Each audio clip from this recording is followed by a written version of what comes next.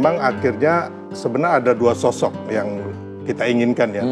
Selama berdiskusi itu dengan Pak Jokowi itu yaitu Pak Ganjar dengan Pak Prabowo. Ya mungkin mereka juga menurut saya mau menjilat atau menampar muka Pak Jokowi. Itu dikatakan Pak Jokowi sendiri. Pak Jokowi sampai terakhir kira-kira minggu lalu ya, saya masih ketemu beliau, itu masih saya masih tanya, Pak, ya kan, bagaimana itu Sekjen PBB? Mas, saya mau pulang kampung. Pak, Bapak pernah nitip menteri ke Pak Prabowo. Pak Jokowi bilang, Mas, saya ini pernah mengalami bagaimana diintervensi. Nah, gitu loh. Pak Prabowo sendiri mengatakan bahwa Pak Jokowi ya kan tidak pernah menitipkan nama-nama. Gitu loh. Jadi sebenarnya intervensi termasuk di Pilpres kemarin ya, cawe-cawe itu saya boleh katakan saya bantah. Tapi kalau mendukung Prabowo itu Pak Prabowo itu jelas. Ya orang belum bisa move on kalah Pilpres gimana? Masih lah. Ya kan? Lihat aja di medsos ya kan. Di medsos itu kan wow benar-benar seolah-olah Pak Jokowi ini penjahat nomor satu deh. Dan kita tahu ya, yang sering naik mobil bareng dulu itu bukan Prabowo loh, itu Mas Ganjar. Karena itu yang membuat kata orang sebagian itu adalah strategi. Ada juga yang mengatakan itu yang kita susah menebak tipuan Pak Jokowi waktu itu. Bahkan mohon maaf ya, Pak Arsyad pun terjebak sebenarnya. Ternyata ketika Pak Prabowo masuk ke kabinet, dia menteri yang tidak punya loyalitas ganda. Bismillahirrahmanirrahim. Assalamualaikum warahmatullahi wabarakatuh. Sobat-sobat ngabarin kabar terkabar. Semoga selalu dalam keadaan sehat walafiat serta diberikan rezeki yang halal, berkah, lancar, dan juga banyak. Ada obrolan menarik di TV One saat Sylvester menjadi bintang tamunya. Beliau mengungkapkan awal narasi 3 periode, perpanjangan jabatan, serta alasan mengapa memilih Prabowo Subianto dibandingkan Ganjar Pranowo. Mari kita simak saja videonya. Let's go.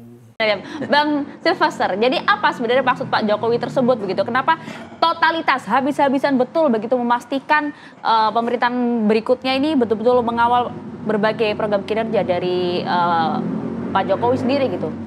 Ya, jadi memang dari awal Pak Jokowi itu mendukung Pak Prabowo ya. Dalam hal ini kita sering berdiskusi bahkan itu di 2021 ya, tepatnya ketika COVID kedua melanda, bahwa harus ada sosok yang bisa membawa Indonesia menuju kemajuan atau Indonesia maju. Karena kita ingin agar bonus demografis ini benar-benar jangan sampai Indonesia ini menjadi negara gagal seperti Amerika Selatan dan negara-negara di Afrika. Nah, dalam perjalanan memang akhirnya sebenarnya ada dua sosok yang kita inginkan ya. Selama berdiskusi itu dengan Pak Jokowi itu yaitu Pak Ganjar dengan Pak Prabowo. Ya. Tapi dalam situasi akhirnya kita memilih Pak Prabowo. Dan mungkin ya kita ini juga yang mendukung Pak Prabowo ya. Karena memang saya juga mau membantah isu yang 3 periode, isu perpanjangan itu bukan kemauan dari Pak Jokowi. Tapi awalnya 3 periode itu diwacanakan oleh orang yang nggak suka sama Pak Jokowi. Setelah itu diamplifikasi oleh pendukung Pak Jokowi gitu loh. Ya mungkin mereka juga menurut saya mau menjilat atau menampar muka Pak Jokowi. Itu dikatakan Pak Jokowi sendiri. Tujuan utama itulah akhirnya sampai saat ini Pak Jokowi konsisten akan mendukung penuh Pak Prabowo. Karena apa? Karena kita ingat waktu COVID-19 itu, ya kan, yang mana sampai pertumbuhan ekonomi kita minus 2,5%, ya kan. Terus dari 2014 sebenarnya Pak Jokowi itu kan waktu melanjutkan dari Pak SBY itu info mengenai segala macam keberlanjutan dari Pak SBY amat sangat kurang, makanya dibentuk tim transisi.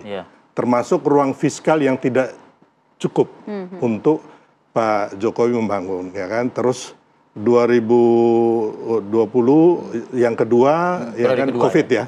COVID dan ya makanya Pak Jokowi merasa belum bisa merealisasikan semua keinginan dan janji kampanye beliau. Makanya sosok Pak Prabowo ini yang kita pilih. Kenapa? Beliau Pak Prabowo itu ternyata mempunyai visi misi, gagasan mengenai kemajuan Indonesia itu sudah lama juga, ya kan? Yang ada tertuang di beberapa buku beliau yang harusnya kita bisa lihat di situ. Jadi dianggap bisa melanjutkan program kerja di Pak Jokowi begitu? Ya, jadi sosok Pak Prabowo ini sosok yang mandiri ya, tidak bisa diintervensi oleh ketua umum atau pemilik partai. Nah itu dia Bang, tapi berbagai sokongan, dukungan habis-habisan Pak Jokowi untuk pemerintah Prabowo Gibran gitu justru dimaknai oleh banyak pihak sebagai menanam saham politik untuk pemerintah ke depan, cawe-cawe gitu lah kesannya Bang. Enggak ada itu. Jadi gini, Pak Jokowi sampai terakhir kira-kira minggu lalu ya, saya masih ketemu beliau, itu saya masih tanya, Pak, ya kan, bagaimana itu Sekjen PBB? Mas, saya mau pulang kampung. Itu yang kita lihat. Jadi berkali-kali, termasuk cawe-cawe yang saya juga pernah nanya habis pemilu, sampai kemarin saya masih tanya, ya kan, Pak, Bapak pernah nitip menteri ke Pak Prabowo. Pak Jokowi bilang, Mas, saya ini pernah mengalami bagaimana diintervensi. Dan saya sangat menyayangi dan menghormati Pak Prabowo.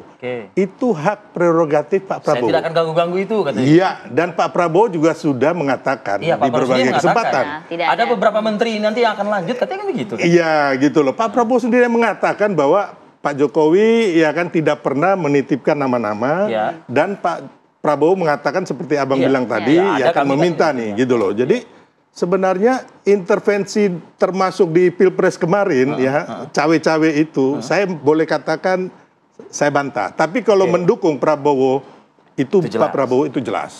Alasannya tadi yang seperti Bang Silvester katakan di awal gitu ya Bang ya. Bang, soal yang ini Bang, isu keretakan juga. Jadi Bang sampai harus Pak Jokowi mengatakan sokongannya seperti itu. Enggak, jadi isu keretakan ini kan sengaja diembuskan, ya kan.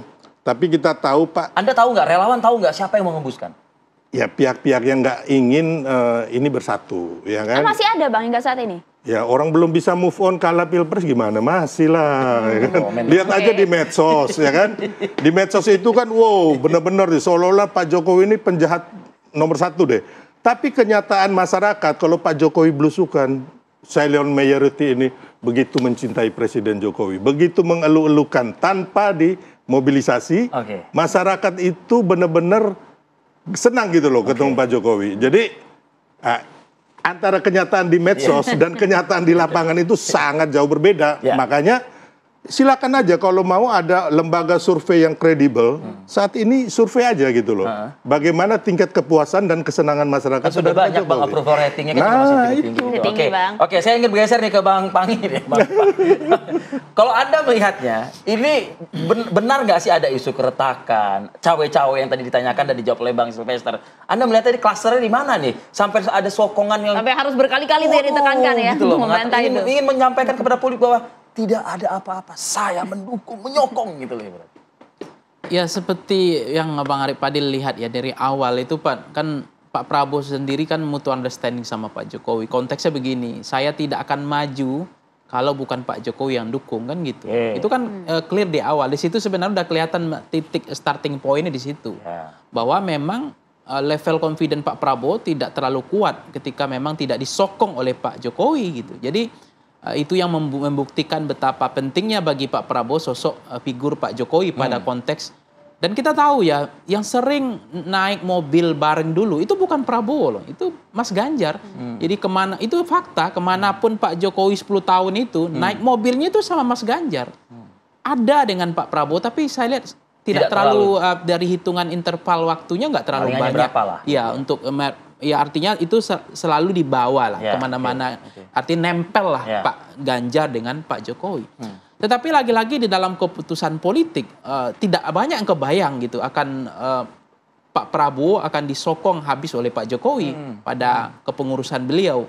Karena itu yang membuat kata orang sebagian itu adalah strategi. Ada juga yang mengatakan itu yang kita susah menebak tipuan Pak Jokowi waktu itu. Bahkan mohon maaf ya, Pak Arsyad pun terjebak sebenarnya.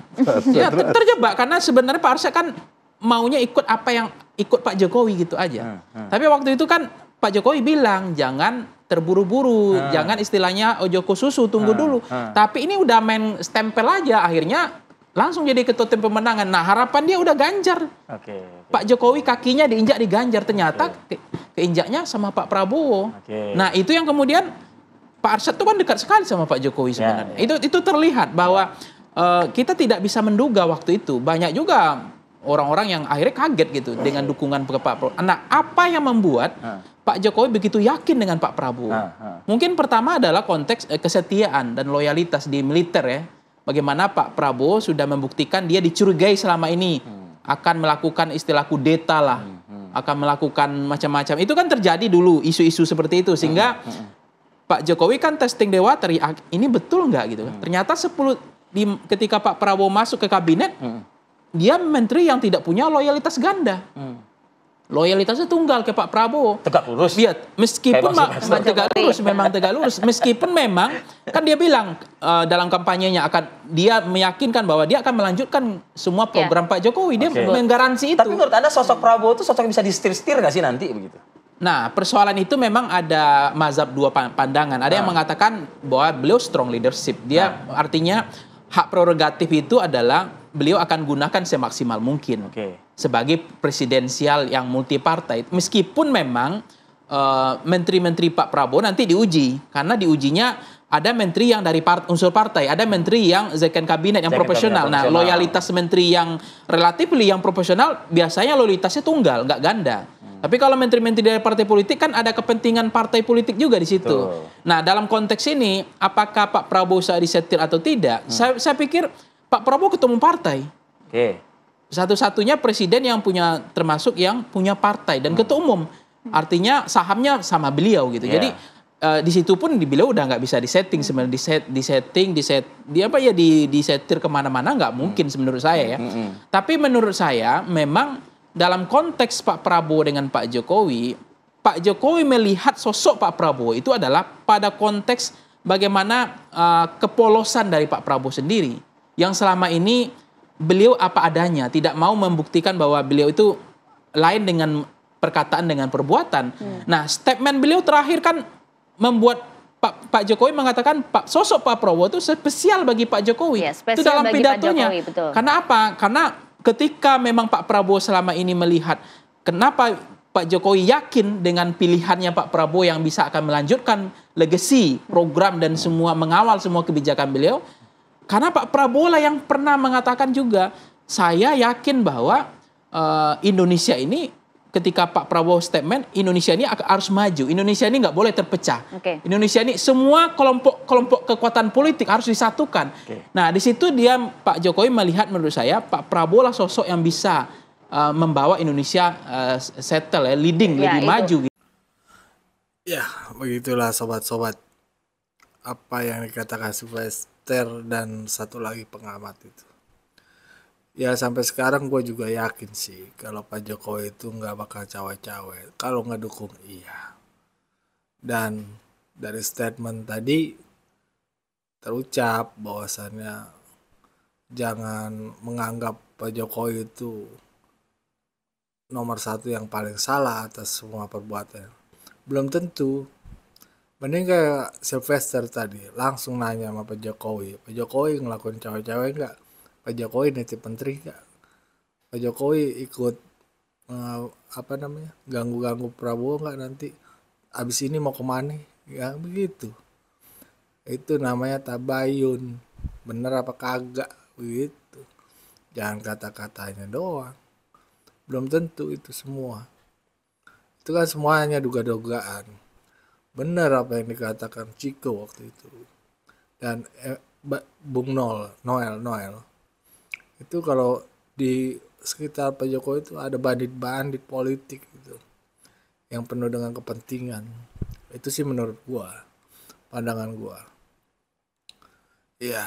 Bagaimana menurut kalian? Silakan tulis di kolom komentar. Wassalamualaikum warahmatullahi wabarakatuh.